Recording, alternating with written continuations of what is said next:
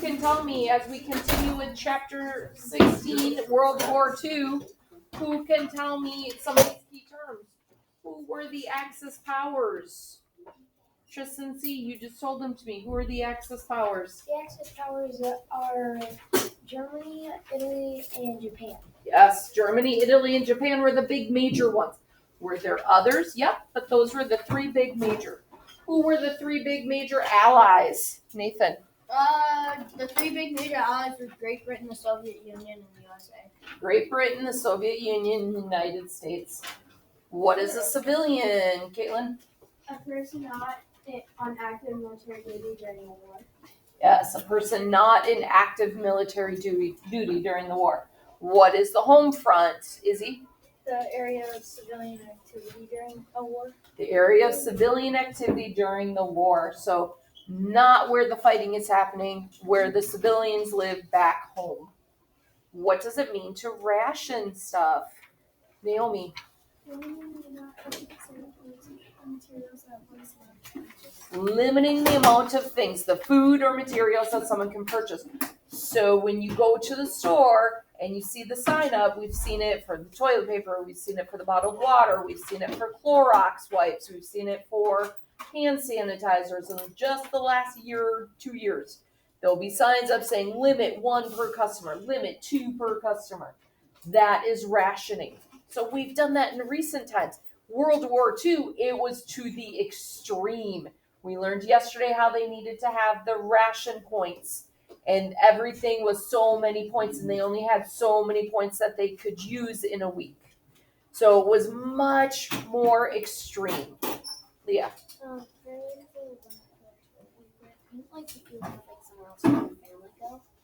Yes, there was ways around it. You're correct. I could go and buy toilet paper, and then Mr. Gambino could go buy toilet paper, and I could send Mateo to go buy toilet paper, and we could stockpile it. We stop ourselves because we know that that's not right. We need to share. During World War II, they couldn't even do that because they had the cards that would get marked off. So it was more extreme during World War II. So they had a tighter grip on people. So they couldn't find loopholes around the system. Victory Gardens. What are the Victory Gardens, Maddie? A private or a community garden that people plant to help raise food during war. Yeah, we had a huge shortage of food. We were rationing out all that food, so people started growing it themselves. So they had these Victory Gardens where they said, you know what, I don't want to use my points on tomatoes and green peppers. I'm going to grow them myself. So that way I can use my points on other foods. What is the draft, Leah? To select and require people to serve in the military. Most times it is your choice to join in the military. You enlist of your own free will. But when it's a big war like World War II, when it's a war like Vietnam that a lot of people were opposing and not enough people were enlisting, then they enact the draft where people are forced to join the military. All right, so yesterday we started with joining the fight section, and we got a little ways through it. Remember, William Cummings tried to enlist, but he had stomach issues, and they said, oh, you have health problems. You're not going to make a good soldier. Nick, I need you to stop talking. You're not going to make a good soldier because of your health problems. You can't go out in the field for long periods of time, so we're not going to let you enlist. So that's where we left off, page 354. Hildred Long's husband, on the other hand, did go away to fight in the war. She stayed in Minnesota and worked. I miss you so much, she wrote shortly after he joined the army. You have been gone for only a week, and it seems like a whole year. Frank Long spent nearly 3 years serving in the United States, but his wife was always concerned that he might be sent into harm's way. In 1945, Frank Long shipped off to the Pacific. He didn't know it then, but the war was nearly over. He never did see battle. Germany surrendered in May. In August, the United States dropped a deadly new kind of weapon, the atomic bomb, on the Japanese cities of Hiroshima and Nagasaki. Japan surrendered a few weeks later on September 2nd. The war had ended. The Allies had won. Frank Long went home to Minnesota and to Hildred. Wartime experiences of Japanese Americans in Minnesota. So we've talked a little bit about the internment camps of the Japanese Americans. Let's find out what happened in Minnesota during World War II. People were scared of the Japanese because they had attacked Pearl Harbor. So people had this irrational fear of Japanese people that were already living in America. They were patriotic to America, but people were scared. They thought, maybe they'll turn sides, maybe they're spies, maybe they are here for Japan, or they'll start to fight for Japan. So following the attack on Pearl Harbor, U.S. government agents in Minnesota ordered all Japanese citizens living in the state to stay inside their homes. So they were quarantining them in their homes. The agents feared that people such as Dr. Kano Ikeda of St. Paul and Ken Nakamura of Crookston might be enemies working for the Empire of Japan. The government wanted time to investigate. They wanted to make sure that they were true patriots. Many local community members were angered by the federal government's reaction. They spoke out and signed petitions that said the policy was harsh and unfair. They knew their neighbors. They said, I've known Ken forever. He's a good American. This is not right. This is not fair. In the end, the government found no enemies among the Japanese Americans in Minnesota. The acceptance and support Minnesotans felt for Japanese Americans was noticed by an Army captain named Kai Rasmussen. He was looking for a new location for a military school for Japanese Americans in the U.S. Army. Students at the school were trained to translate Japanese codes into English and to research the Japanese armed forces. The school was called the Military Intelligence Service Language School, or MISLS. The school had been located in California. The problem was that Californians became very hostile to Japanese Americans after Japan bombed Pearl Harbor. Those in some states like California, that's where they had the internment camps where they were sending all the Japanese Americans. You can't stay in your house. You all have to go live in this camp because we don't trust you. So he's like, but I need to train Japanese Americans because they know their language. They can break the Japanese codes for us. We can use them to help us. They want to help America. Will Salter, can you return to the office? Will Salter, can you return to the office? Thank you. So Captain Rasmussen chose Minnesota as the new home for the school because he saw how Minnesotans knew that the Japanese Americans were good people, good patriots. In 1942, the Military Intelligence Service Language School moved first to Savage and then to Fort Snelling. About 6,000 soldiers graduated from the school. They were sent out to serve in the Pacific region throughout the war.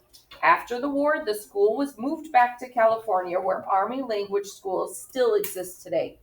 After the war, people calmed down, they realized they had overreacted, and it was all good. William Cummings' diary, June 6, 1944. At last, the day we have all been waiting for has arrived. D-Day, the invasion of Europe. It seems the invasion has been underway in fine shape. It must be literal hell for many of the men there. Big fighting. It was huge attacks, not a pleasant place to be. May 8th, 1945. So June 6, 1944, they call that D-Day. That's when they attacked Normandy. So they stormed the beaches of Normandy, and I think there were 2 other beaches they were storming. Omaha. It was the coast of In France. It was the coast of Eastern France. Yeah, so it was in France, and I've seen movies about it. And these people, these soldiers, American soldiers, are coming off of the pontoon boats, the loading boats that get them from the big naval ships onto the beach. And so they would lower the gate, and there's all these men packed in there standing. And as the gate's being lowered for them to come out, they're being shot at. So the people in the front trying to get off, they were all killed because they were the first one shot. So then they start jumping over the sides. They're shooting it, and there's kind of a hill. So they were shooting down into the water, and a lot of people died on D-Day. They would use the dead bodies as pretty much Yeah. shields. They were using their buddies to help shield themselves. You're right. So it is, when he says it was literal hell, he means it. The movies that I've seen are just horrifying on what these people went through. But there were so many coming. They were finally able to, the ones that survived getting off the boat and getting on the beach, the ones that survived were finally able to overtake the enemies that were shooting at them, the Germans and whoever else, the Axis powers that were there. So a lot of men died, but there were still a lot that survived it. But a lot of people don't want to talk about it because it was horrifying what they saw. The movies that I've seen, the water literally turns red from all of the blood in the water. Like, it's that horrible of a day. So when people talk about D-Day, it wasn't glorious. Like that one back in the Civil War is like, oh, it'll be glorious to go fight. It's not glorious. War and battles are very, very horrible. And it was a horrible battle that we ended up winning because we sent so many soldiers. Nick. The way that nobody could really actually shoot at the Germans because they were on these big cement circular things with 80 millimeter anti-tank rifle guns that would take them out. Mm-hmm. But the only way they could really do it is from shooting from the boats that were way out there. There were some men who were able to, they had blockades set up on the beach. They were able to work their way around. So they were able to get at them. It wasn't just from the ships. The soldiers that made it onto the beach were able to overtake them They too. were eventually they would throw gas bombs in there. Yeah, and Into grenades. the bunkers. Yep. And grenades into there. Then they would, if they were to throw gas bombs in there, as they would come out, Yeah.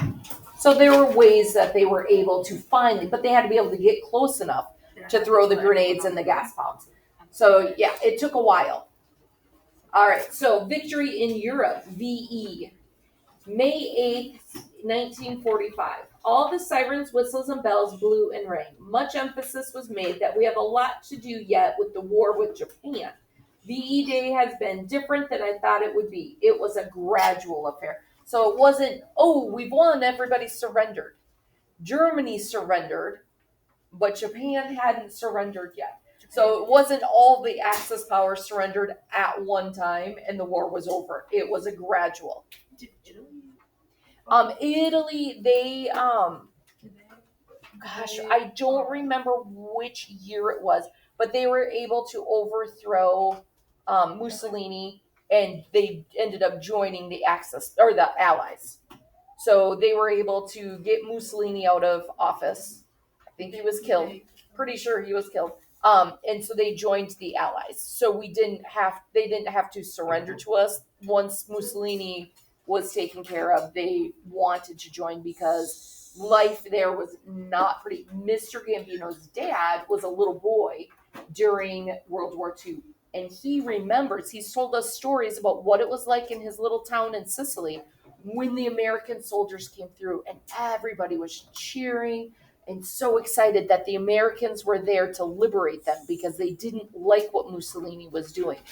And he said it was so fun because the American soldiers were throwing candy to all of us kids. So it was like a parade.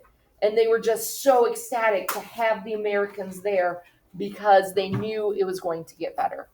Nolan? So it was just Russia who hasn't surrendered yet. Russia was an ally. No, it wasn't. So Russia was Germany surrendered May Japan. 8th, so then it was Japan. And how did we get Japan to surrender? What did we just read about? We dropped 2 atomic bombs. One on Nagasaki and one on Hiroshima. And an atomic bomb is this massive bomb that completely wiped out the entire city. So think about a bomb dropping on Chicago and it gets obliterated. There's radiation. So anybody who survived that was in the blast area now has radiation poisoning and they're going to die from that. And it was catastrophic. And they did 2 cities like that. And Japan was like, we can't fight against this. You're destroying us. And so they finally surrendered after we dropped the 2 bombs. Maddie. Wasn't there like one person that like survived inside of the bomb? Well, there were people that survived, but then they got radiation poisoning. It didn't destroy the whole country, just people that were in the blast area. So yeah, the city, but other cities survived and people saw it and they witnessed it, and you'll see pictures of the mushroom cloud that happened when the bomb dropped. You'll see it's called a mushroom cloud because it looks like a mushroom. Paisley. Is Japan one of our allies now? Yes, now they are an ally with us. Will. Were they able to rebuild the cities, or is just a radiation poisoning? That is a great question. Didn't we actually help them rebuild their cities? Yeah. I don't. They had to wait for the radiation to dissipate. It's not like a nuclear bomb where there's been what's the power plant? Yeah, Chernobyl. Chernobyl is still has nuclear waste there, and we can't go there without protective clothing. So it wasn't like that. So the radiation has died, it's dissipated and it's died down. And I believe they've been able to rebuild, but I don't know for certain. Finn. Do you have any idea how the nuke made the mushroom cloud? It wasn't a nuke, it was an atomic bomb. And that's just how it was made. Leah. How many allies are there? So there's NATO. It's the Northern Alliance, North Atlantic something. So NATO is all of our allies. And I don't know how many countries are a part of NATO. That would be something I would have to research. But there's a lot of countries, a lot of European countries, United States, we're all part of NATO. Yes. So Russia is our ally. No. No, not anymore. The Soviet Union was an ally in World War II. We're going to find out in our next chapter what changes. That it's all changes with the Cold War. So we're going to learn about that. And so now Soviet Union broke up after the Cold War ended. So Soviet Union wanted to be big mighty superpower. United States wanted to be the big mighty superpower. And we started clashing. We started fighting over who was bigger. Wasn't Russia one of like just the big Soviet? Like wasn't there? Russia was the biggest country that was in the Soviet Union. Wasn't it also Ukraine? Yep. Well, Ukraine was part of Russia. Northern China. Ukraine was part of the Soviet Union and Russia, because when the Soviet Union broke up, Ukraine was a part of Russia, and then it left in the 90s, I believe. Isn't the Soviet Union, or wasn't the Soviet Union Russia, Ukraine, and Northern China? Or was No, Northern China wasn't a part of. I don't think they were part of the Soviet Union. But it was all like Russia's right here. All these countries right around it, would it be the like, eastern part of Russia? like Romania. Yeah, the western part, the western side. Romania. I think Yugoslavia. I would have to research it. Well, we need to focus, friends. Kira, real quick. I think that they also fought over communism too. Yes. Yeah. Yes. All right, so we do have 2 more pages, friends. Let's look at Hildred Long's letter real quick. United States drops the atomic bomb, August 7th, 1945. I suppose you have heard a great deal about this new atomic bomb. It offers at least its principal offers, just such as an enormous possibility for good and bad, that we little realize just how tremendously it will change our future civilization. And you can see that picture of the mushroom cloud. This mushroom cloud came from the atomic bomb dropped on Nagasaki, Japan in August 9th, 1945. 3 days earlier, the United States had dropped the first atomic bomb on Hiroshima, Japan. Together, the two bombings killed 120,000 people. Many thousands more died later of radiation poisoning. So if they didn't die in that initial blast, if they were in that blast area, they died later from the poisoning of the radiation. After the war, not all Minnesotans came home. Nearly 8,000 Minnesotans died in World War II. Some were missing and never found. Countless others were wounded, physically, emotionally, or both. So like I said, war is not fun. It's not a good place. They described D-Day as hell, literal hell. What these men had to witness and survive, seeing their friends blown up, using their friend's body to shield themselves, they had serious emotional effects from that. Nightmares, flashbacks to it. It really affected them. Those who did return came back to hugs and kisses and parades. They were considered heroes. As friends and families settled down and got reacquainted with each other, many Minnesotans looked forward to a bright future full of exciting possibilities. The production of war-related goods had strengthened the economy and had ended the Great Depression. Women had made important contributions in the workplace, and many hoped to continue working outside the home now that the nation was at peace. Servicemen were returning home with high expectations for the future. These hopes and expectations were about to bump into new challenges in the post-war world. The United States came out of the war as a military and economic power, but it had a new rival on the world stage. That rivalry would affect the lives of many Minnesotans in the years to come. Who is going to be their rival? The Soviet Union.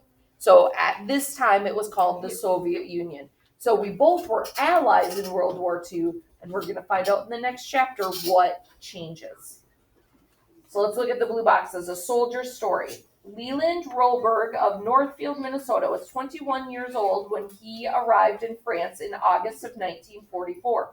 He was a private with General George Patton's 317th Infantry, a regiment that was fighting to drive the Germans from France. Roberg wrote his parents, Andrew and Marie Roberg, as often as he could, but military rules kept him from saying too much.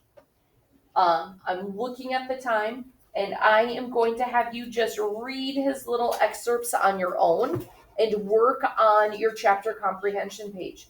We will be correcting on Friday. Tomorrow is the field trip. We are correcting Friday, so make sure you have it completely filled out before Friday.